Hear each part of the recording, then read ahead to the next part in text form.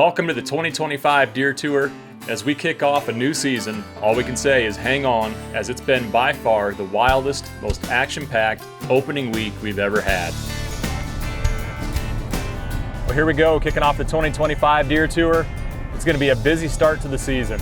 Myself, Jake, and Zach all have tags to start out with, and we're splitting up into 3 different groups just to try to maximize our time in the field, because in about a week or so, we've got a bunch of elk hunts that we're going on. So we're gonna be trying to fill a deer tag or 2 in the first week, and then we'll have a bunch of editing to do before we head to the mountains. But with that said, I'm more than ready to get the season started, and I have some unfinished business in a spot that I hunted last year out on the prairie. I spent a lot of time glassing, watching deer, observing movement patterns there, and got to learn a lot. Got close to shooting several nice bucks, but never released an arrow until later in the fall when I shot a nice buck in the hills in a different spot. So I feel like with what I learned last year and the glassing and the scouting that I'm gonna do here in the next few days, that I'm confident that I'll be able to find a good buck or 2 to hunt and should have pretty good odds of getting within bow range. And one of the great things about hunting this open country is that the deer are generally easy to find and observe. However, finding ways to get within bow range can be a real challenge. So it's gonna be a lot of fun. I really enjoy trying to come up with those creative ground setups to get within bow range with deer. But I'm also really excited to have my cousin, Ryan Warwick, come out and join me on this hunt for a few days. And he, of course, along with my dad and my brother, we've hunted together our entire lives. But this will be the first time that Ryan and I have done a truck camping hunt together. It's something that we've talked about for a while, and it's something we're both really excited about. I've done a fair amount of it, but this will be Ryan's first truck camping hunt. So anyways, it's gonna be a lot of fun. Of course, the focus is gonna be on deer hunting, but I also have an antelope tag. Dove season opens on the 1st, and there's also a lot of prairie dogs where we're gonna be camping. So we might have to take some time to bow hunt for prairie dogs. But anyways, I'm excited to get out there, get a glass here for the next couple of days. Then Ryan's gonna join up with me, and we'll just go from there.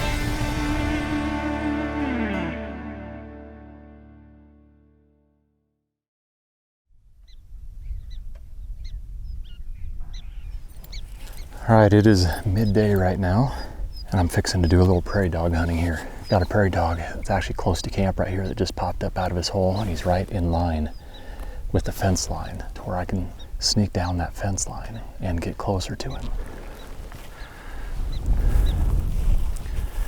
Yeah, this fence line is perfect. Stay right in line with it. Shouldn't be able to see me.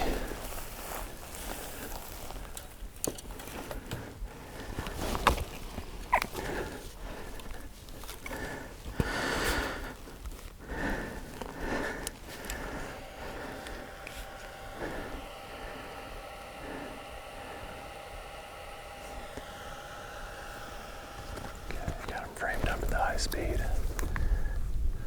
Let's see how far he is. 49.4.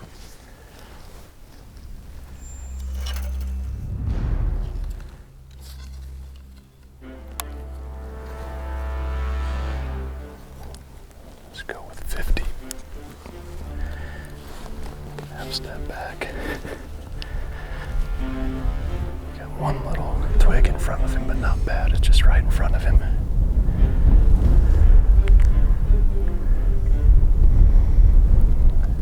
Wait for the wind to go down. It doesn't seem like he's in too big of a hurry to go anywhere.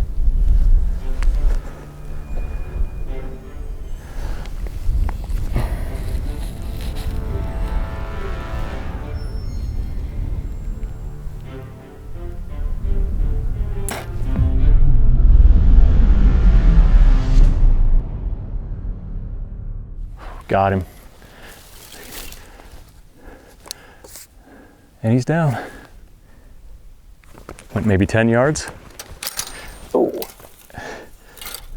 Fun little stalk on a prairie dog there. He put himself in a bad position here because he was right down the fence line. So from my truck, I could just get right behind this fence post, pop out, got the camera set up, got to 49.4 yards is what I ranged him at. So I just took a half step back and dialed down to 50 and took my time and sent it, and it hit him. It looked like it hit him absolutely perfect.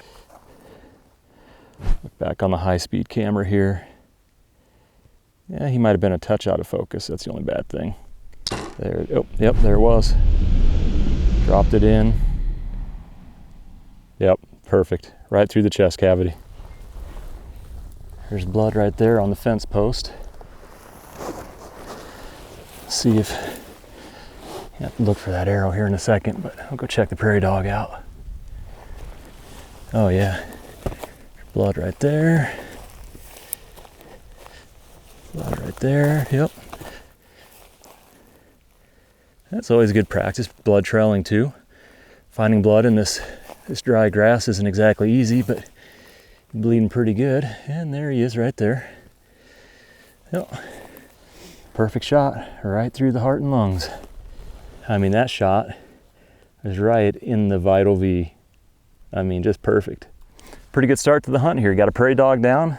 There is definitely an abundance or overabundance of prairie dogs out on the prairie here. Most people come out here and shoot them with high power rifles, but today got the bow out and just doing a little, practicing stalking, practice shooting, bow hunting small game like this, whether it be squirrels or rabbits, bow fishing, all those kinds of things are really good activities to do to help you build your confidence. And to, in a situation like this, a 50-yard shot at a small target requires you to really aim small and execute the shot properly in order to, hit a little target like that at, 50 yards. So, it's a good thing to always make sure that your equipment's still on and that you're staying sharp, and bow hunting small game it's a great way to do that.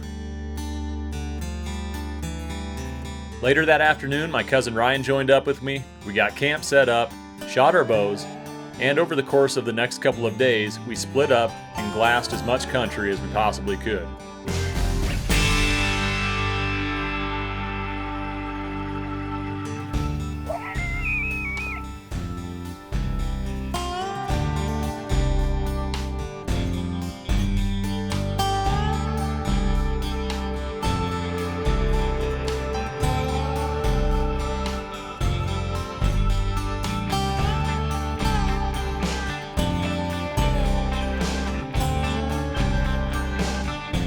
As we headed into opening day eve, I went to my favorite glassing knob where we've been seeing several shooter bucks, as well as consistent movement patterns taking shape that would give us several good options for hunting this location during the first week of the season.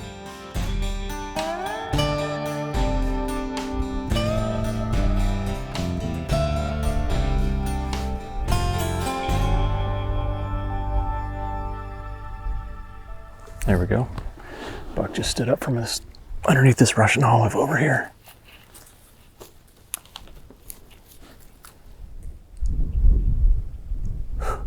That's an interesting looking buck. He's got little crab claw fours, sticker points. Not a very big frame, but he's got big old brow tines.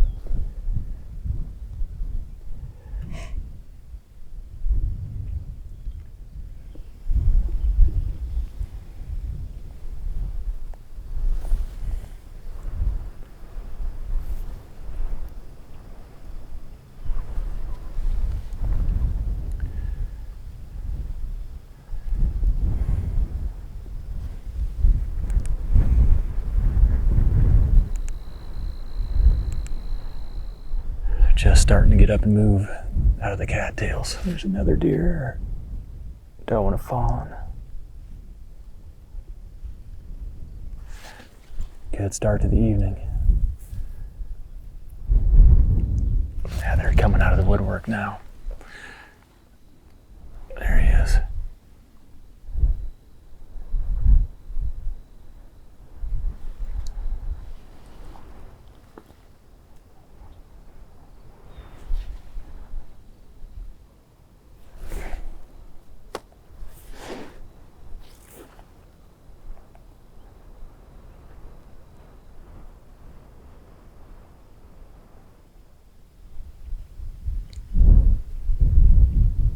Another velvet 8-pointer. There's the non-typical buck. And this is what I would see them do a lot last year. They would funnel out these cattails and kind of pinch down between that little plateau, that little rise in the terrain, and there's the cattails, and then there's a couple Russian olive trees. And a lot of them just go right by that. I mean, as you can see, it's just kind of a natural pinch point right there. And they're pretty much all funneling right down through that. And that big 8-pointer is probably going to do the same. But that's exactly what I'm looking for, some kind of consistency where the deer are moving through. And that's a perfect little pinch right there.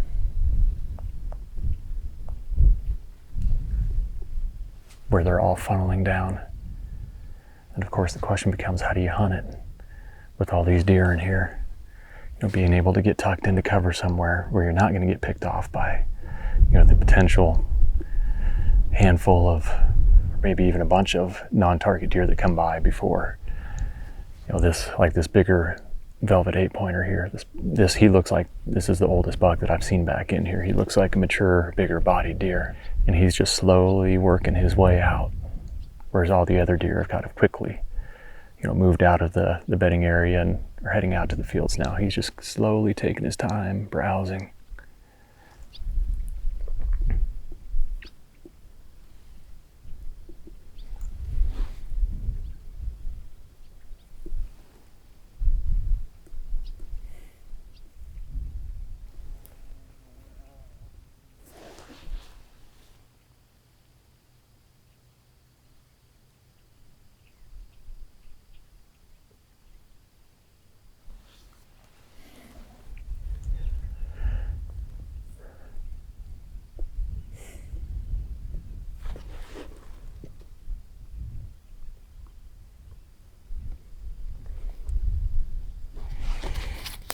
Now they're all grouping up, heading out to the field together. A little posturing going on.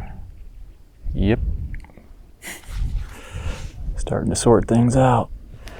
See if they end up just walking right down the middle, or if they get close to that Russian olive tree out there. Because that might not be a bad place to set up, right on the edge of the cattails if they funnel through there. I mean, it looks like they're going to walk within range of it. And that's what Ryan said this morning. They all just passed right by there. I think that seems like that'd be the perfect situation to where you could really get tucked in. I'll pan over to it. You get tucked into that Russian olive up against the cattails.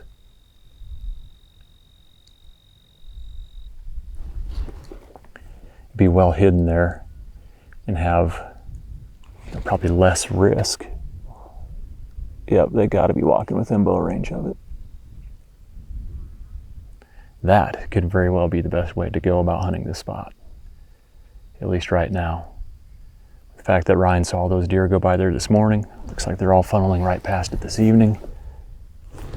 Tomorrow morning, opening morning, the wind is supposed to be out of the west, which would be not good. It's going to be dead calm, which it's almost impossible to get into this spot when it's dead calm, because the deer just hear you coming.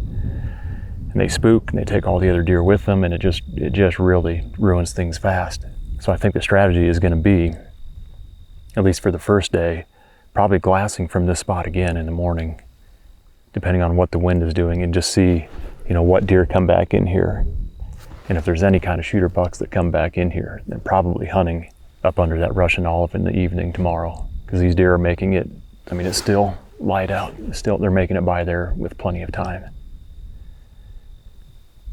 It'd be fun to hunt back in closer to the bedding area here, but I think by doing that, you'd be risking, spooking non-target deer and then having the hunt be over. Whereas I think you could set farther back up under that tree and get away with, having non-target deer go by, not spooking them, and not being so close to the bedding. Incredible thunderhead building up right now. Wow. Gotta get some footage of that. That is incredible. Pretty productive evening of scouting here. Pretty productive few days of scouting here, thanks to the help of Ryan. And I would say this spot right here is going to be top priority. There's at least 2 bucks back in here. I'd be more than happy to shoot older age class bucks, big mature 8-pointers. Ryan saw a couple other nice bucks this morning that didn't bed down exactly right in here. But anyways, I'm excited to get back to camp, talk to Ryan, see what he saw over there that that I can't see from this vantage point, and then come up with a plan for tomorrow. With it being dead calm, I'm probably just going to be glassing in the morning, watch where deer come back to bed, and then come up with a game plan for the evening.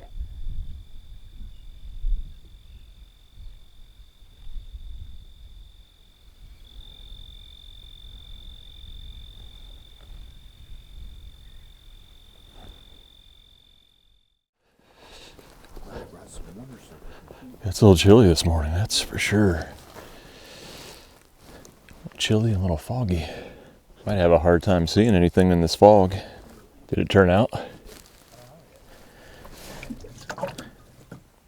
It's really cool. Not sure that we're going to see anything for a while, but that just looks like something out of a Bob Ross painting.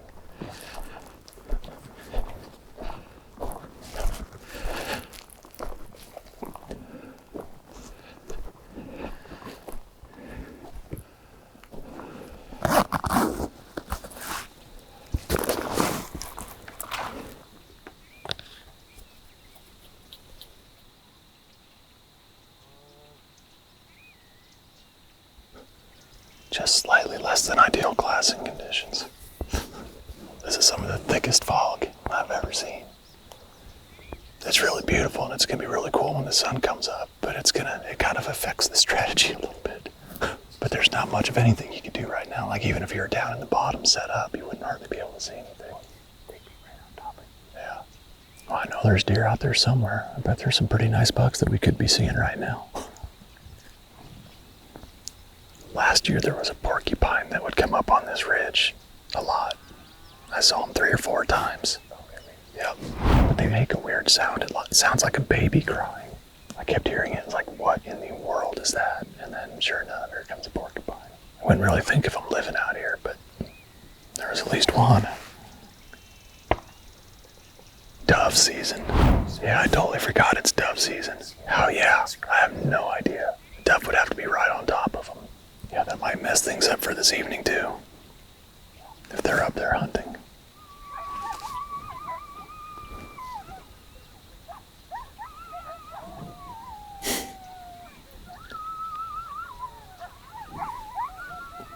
Between the fog and the dove hunters and the coyotes, no idea where these deer are going to end up.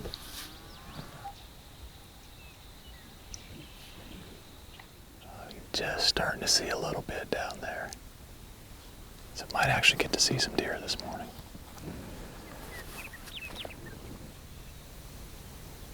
There's a couple bucks. Yeah.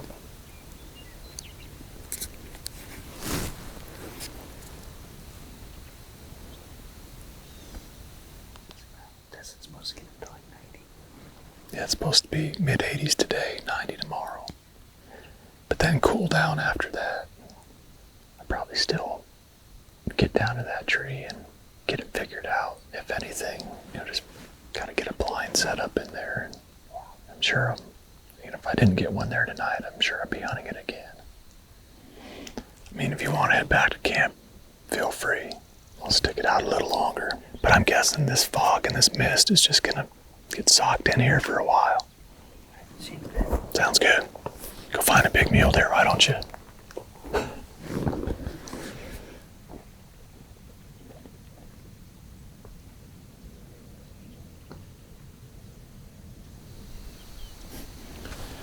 There's a buck right there. A whole bunch of bucks just stood up from their bed. They must have all been bedded down out there. Ryan literally just left to go back to camp. I told him to go ahead and go back and see if he could glass up a mule deer from there, just because there wasn't much happening here. And no sooner than did he get up and leave, a bunch of bucks stood up out of the cattails and are now coming back in.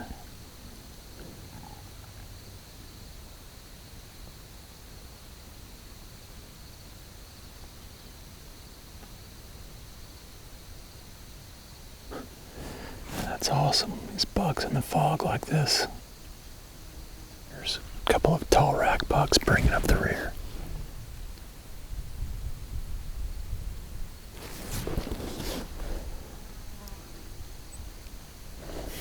That is incredible.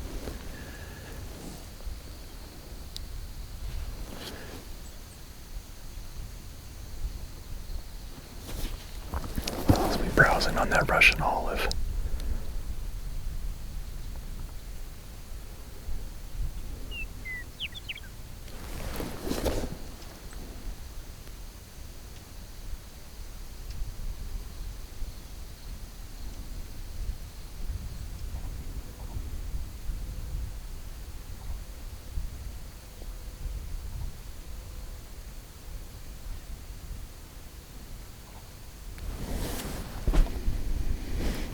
is absolutely, that is gorgeous. Look at that. Tall velvet 10-pointer browsing.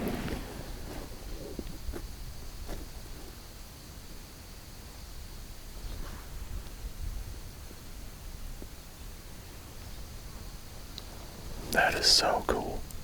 There's the non-typical buck right there too.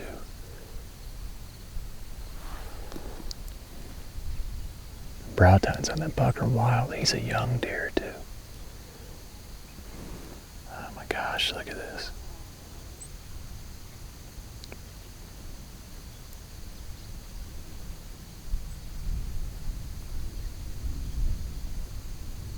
Gonna square up.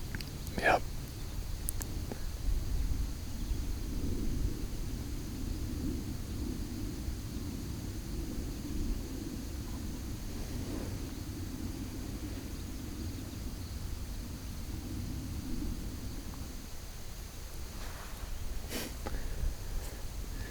Coming right down this little bench. Dive into the cattails and go back to bed.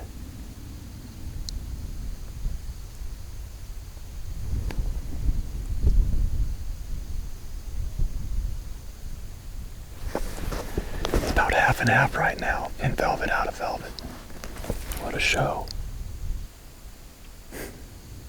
Ooh, a little snort wheeze action.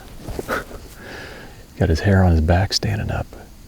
It's kind of funny to see that this early in the season when their hair isn't as long as, when they're postured up, when their hair is longer, they make themselves look a lot bigger. But you can't do a whole lot to make himself look bigger when their hair is that fine and that short. That is cool. Or that buck with the tall brow tines is something else. A lot of character for a young deer. I've seen him every time I've come in here to glass. Filmed him in velvet. Shed a couple days ago. It's so much fun to watch them get back into their bedding areas like this, into security cover, to be able to watch their behavior, to see them sparring like that, just to watch and see how much time they actually spend browsing. It's really fascinating to get to watch them like this. This fog kind of settled back in. It started to mist a little bit, and I told Ryan to, if he just wanted to go back to camp, get some batteries charged, eat breakfast, and glass for mule deer. It's like, didn't really seem like a whole lot else was going to happen, but I figured I would stick it out until at least 9:30, because a lot of times the seed deer just kind of get up and move around mid-morning like that. But that's one thing we've seen a lot of and have talked about a lot, is when you have shifts in the weather mid-morning, whether the wind changes direction, the wind speed picks up, fog rolls out, sun comes out, quits raining, whatever it is. A lot of times we see where deer will get up, move around, browse, shift beds. And if you give up, like this morning, if you give up too early, you think, well, the deer just aren't moving. You get a little bit of a weather change, and all of a sudden, deer that were bedded down that you didn't even know were there get up and start to move around.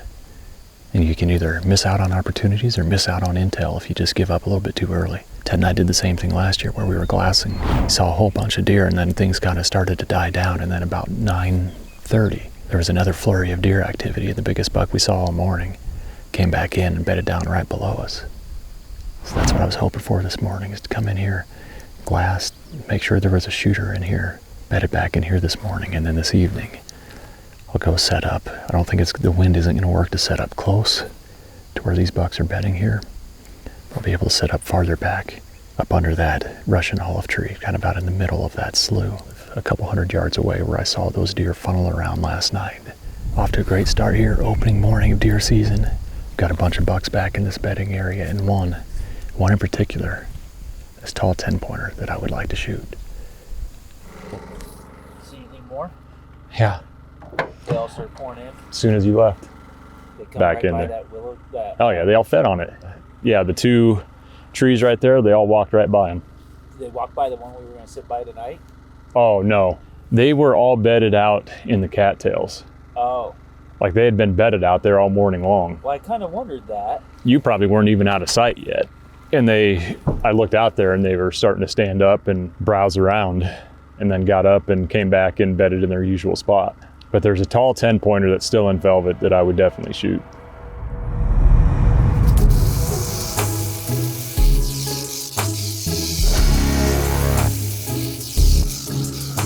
My cousin and I came out here midday looking to shoot some prairie dogs with their bows.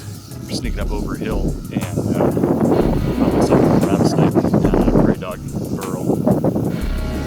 My cousin is definitely afraid of snakes, especially things. If he knew what I was doing right now, he would flip out. But anyways, I'm gonna try to slip into this prairie dog town here. As you can probably hear, they are all over the place. But I'm gonna sneak up here, get set up. There's a little bit taller vegetation in the middle of the prairie dog town. I might go sit in that, and then obviously they're all gonna go back in their burrows, but sit there for a little bit and see if I can get any to come out and maybe get a shot at one. Well, I just posted up here. Got a prairie dog, closest one, I bet that's 80 plus.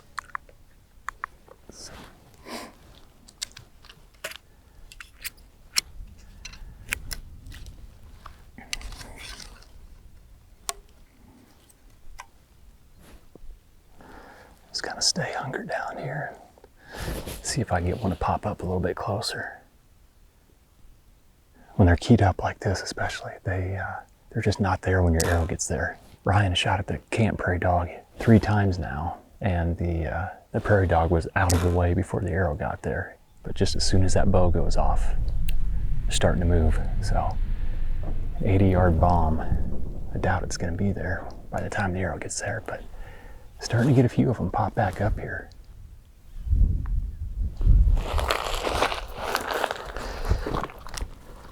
Let's see what this one is saying. I got one at 74.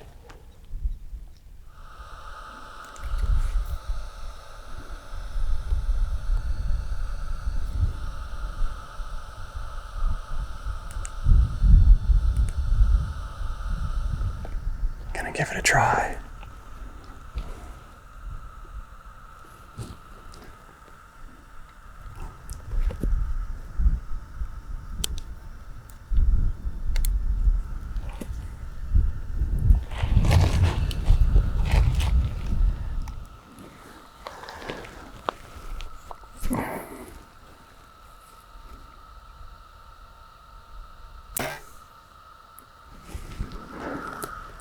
Just missed. I think I just missed. It was hard to tell. I'll have to look at the high-speed footage, but got a shot at one, 74 yards. It felt good. Oh man, that was close. Close. Oh, just in front of his head. Just in front of his head. I thought it was gonna drop in on him. So close. So, good practice. Fun midday action here. Reload. And see if we can get another one to pop up. I'll look for my arrow. Oh, I did see the first snake of the trip. What? Did you see me over there? Yeah. Rattlesnake? Oh yeah. Yeah, he was down in a prairie dog hole. Not Rattling at you? Yeah, well that's why I was over there for 20 minutes. Just Well, I figured that. I figured you were filming something. Yep, little guy. You could have, not told me that. You could have kept that to yourself. Well, Until the end. The thing is, like, it's not a bad thing to keep in mind. It wasn't a prairie dog hole like that where it's built up. Yeah. It was just a hole in the ground. And Yeah, if you walk by it, like, he would have been, he's just sitting down in there a little bit. Like, he could zap you pretty easy. So it's like not a bad idea to maybe avoid those little holes if you see them.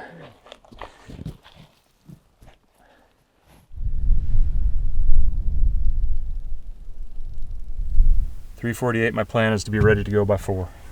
Welcome to the clown show. Just takes forever to get ready, it seems like. I think if I brush my teeth, I think I'll hunt better if I just feel fresh, That's what I'm looking for.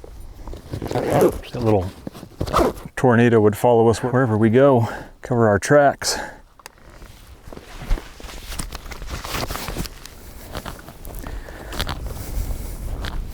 You got me looking in every hole I walk by now. Well, I've got myself looking at every hole I walk by. I said the worst is, like I've had so many encounters with rattlesnakes, and last year I had like 3 of them, 2 really close calls. And then, when I'm walking around, there's this certain kind of vegetation that has like these kind of hollow pods. Like I would brush up against them and it would shake and make that, sound like a rattlesnake. And it would just scare the heck out of me. I can imagine. I would say I'm up to, in the last 5 years, I'm up to about 12 rattlesnake encounters. 12? That's about 12 too many. I think it was Zach that went to Arizona. Oh, yeah, he got into them like crazy. There's no way. If he said to me tomorrow, you want to go there and hunt giant mule deer? Nope, I do not. Oh no, I'm up to more like 13 or 14 encounters. I just thought of another one. I'm gonna swing out a little bit wider here so we can't be seen down. Oh, really? Yep. Well, I'm walking. Just walk behind me. I am. I'll clear them out for you. Well, Ryan and I are heading in for the first evening hunt here, opening day. I've been reminiscing about all the rattlesnake encounters I've had in the last 5 years, and I counted about 13 or 14 of them. And I know Ryan loves snakes, so he loves hearing about all. No, I don't. Loves hearing about all the snake encounters I've had. Anyways, we've spent the last several days spending a lot of time glassing, especially up on this one knob, that looking down into the creek bottom where it's going to be, I'd say, our primary hunting spot. And we finally are at the point now where we're going to go in and hunt that. Saw a bunch of bucks come into that bedding area this morning, and right now we're slipping in, making a big loop around, and we're going to go out to that Russian olive tree. Ryan saw a bunch of deer go by it the other day. Last night I sat there, they all funneled right by it. Yeah, hopes are high. It's I think it's going to be, when you start to see consistent patterns like that, deer traveling, within bow range of a certain spot, it always gets your hopes up. Wind is good. I wish it was a little bit breezier, but the wind direction is good to set up there this evening. So my only fear is that there's going to be dove hunters up on the field above us, where if they start banging away this evening, it could change things a little bit. But anyways, we're going to get in there and do our best to avoid rattlesnakes.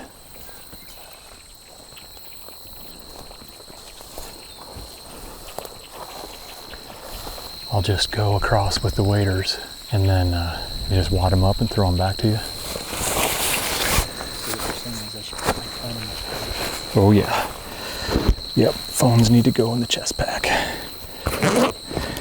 Plan to get wet, and if we don't, bonus.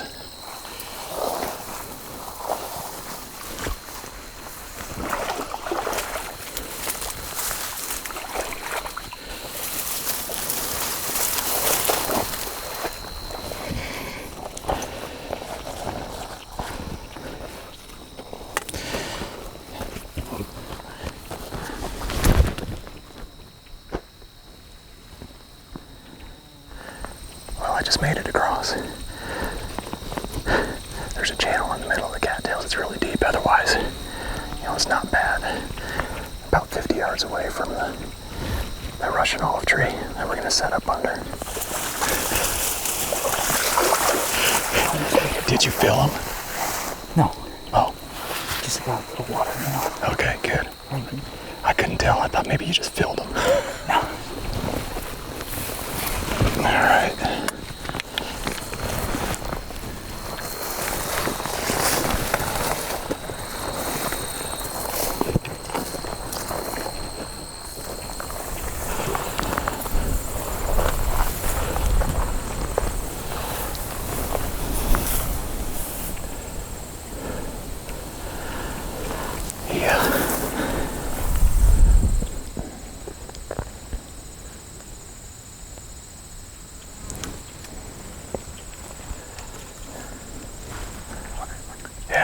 It's going to be perfect for you. Yeah, I would think so. Let's go like this. Yeah.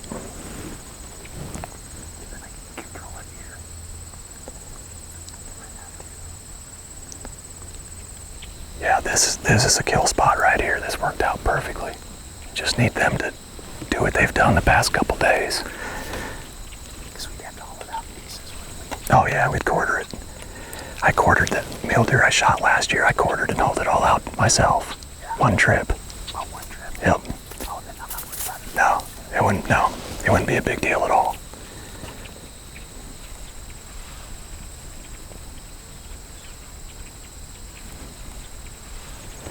Well, Ryan and I got set up under this Russian olive, and it is absolutely perfect. We've got the sun at our back. We've got this big tree over the top of us. There's cover in front. The ground slopes off right here to where we can just get down and get low if a non-target deer comes by real close. And if the deer do what they've done last night, the other morning, and they would have walked within bow range of this spot. And even got this branch that I can, just draw back and lean up against and brace my shoulder. If I have to hold for a long time, or even if I'm taking a longer shot, I can just brace. So we'll see. We know there's a bunch of bucks in that bedding area. Now, I think as long as the dove hunters don't start banging away in the field above us, we're going to be in the money. Sometimes you get in a setup and it's like, I don't know how this is ever going to work. Like, there's just so many things you don't like about it. But this one is like pretty much everything I like. Now, when you talk, it sounds like you're yelling in my ear. Oh, really? Yes. Are those walkers or what are those? They're just cheapies off Amazon. Really? But I noticed a couple years ago I hunted with your dad and he could hear a deer grunting and Yeah. I couldn't hear it at all. Yeah. Until I got within 40 yards. So I started wearing these when I bow hunt. Yeah. And it helped me out a ton. So if I'm saying, are you on him, it's going to be like ringing in your ears. Yes. Like, shut up. Like, it sounds like we're having a normal conversation. You Oh, can really? hear whispering. Huh.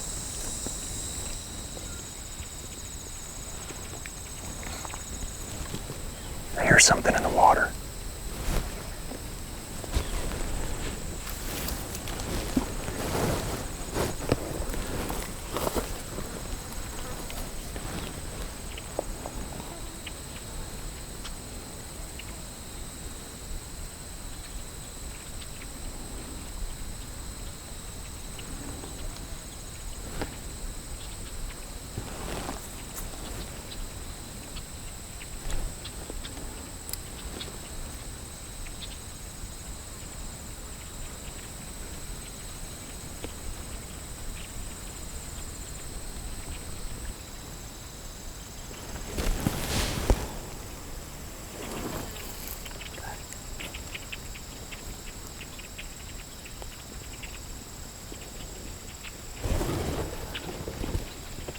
I think that's 3 different bucks now that have been out there.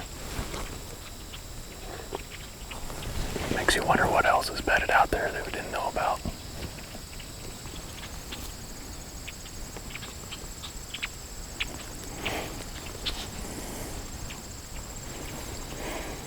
It's 6:23 right now, and it's a full hour before sunset. Ryan and I have seen 3 different bucks, 2 year-and-a-half-olds, and then a decent 4x4. They're all bedded over in the cattails, about 150 yards from us. Man, they're pretty early season like this. Those short coats and velvet antlers. With all these bucks standing up like this, who knows what else could be out here? Could be anything. Last night, when I watched, they were all, like, they got up early, but they were all back in the bedding. And then, by the time they got out here, the sun had started to go down, like it was probably about sunset or close to. That's kind of what I would expect tonight if they do, something similar, like, yeah. It would probably be in the last half hour.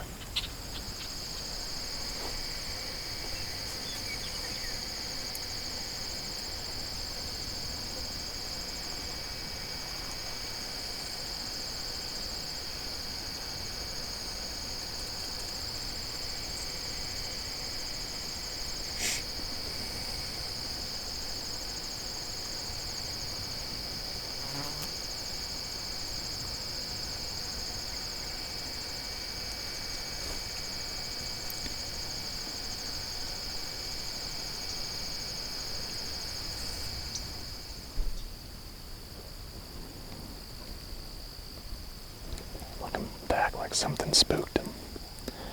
There's a coyote running through there or what?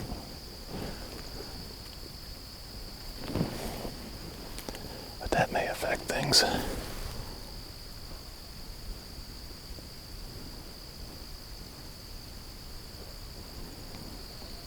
That's right, at sunset, we had those 3 bucks go by us.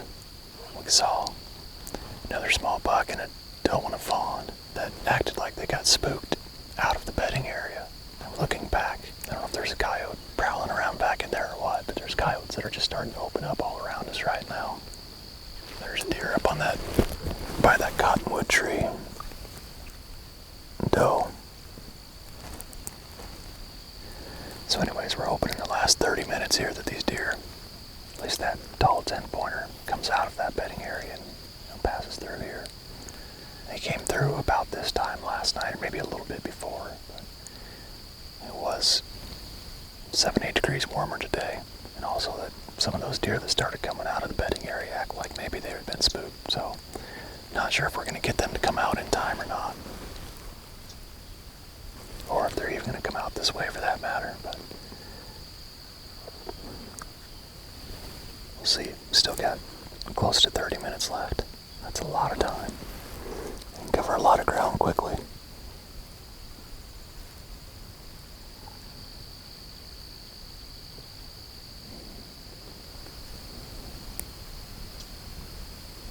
He's by that cottonwood tree. Oh, gotcha. Yep.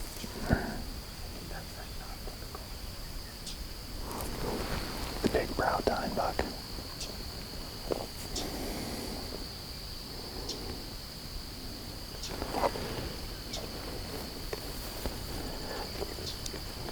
And I would guess that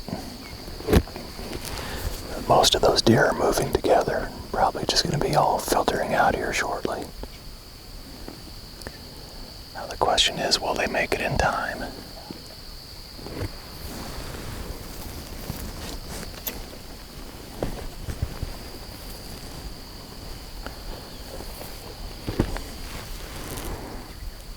Yeah. And if as they get closer, you have to roll the focus back towards you. So you're probably going to have to be up higher than that.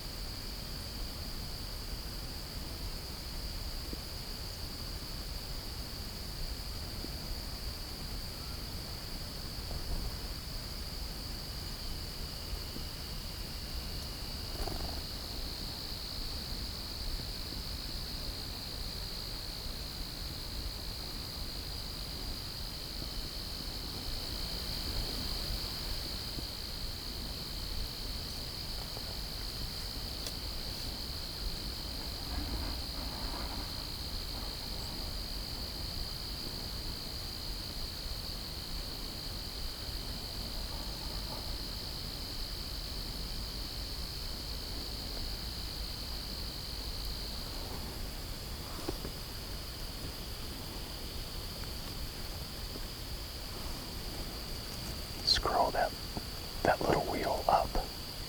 Yep. Scroll it up until it says 24.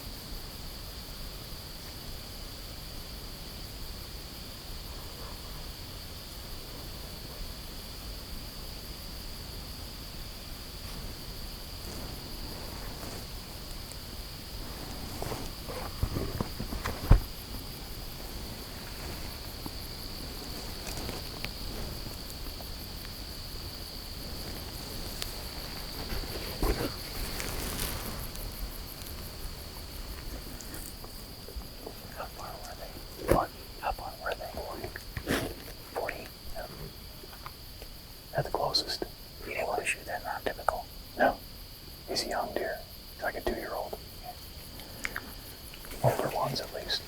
Like there's a coyote running through over there. Yeah. I had a hard time getting them in focus because it was so dark. I couldn't see whether they're in focus or not. Yeah. And I couldn't see the red lines anymore. Yeah. When it gets dark, it does get hard. Well, not bad for the first day. I mean, bucks within bow range. Did exactly what we thought we were hoping they were going to do. Yep. Funky brow tine buck if he was, His potential's pretty high. his potential is pretty high. Be cool to see what he could grow into with those brow tines and that character. Sure was neat up close though. Oh yeah. Yeah, he's a cool dude. Well, that's it for opening day. And I had 2 of the bucks come by within bow range in the last 5 minutes. It wasn't the whole group of deer like it was last night and this morning. They kind of got split up for whatever reason. They acted like there was something back in the cattails, back in the bedding area that kept spooking them. Probably a coyote milling around back in there. They kept looking back in that direction. I could see some of or at least a buck, big body deer, exit the bedding area in a different direction. So my guess is that's where the rest of them ended up going. But opening day is in the books. Pretty good day, all things considered.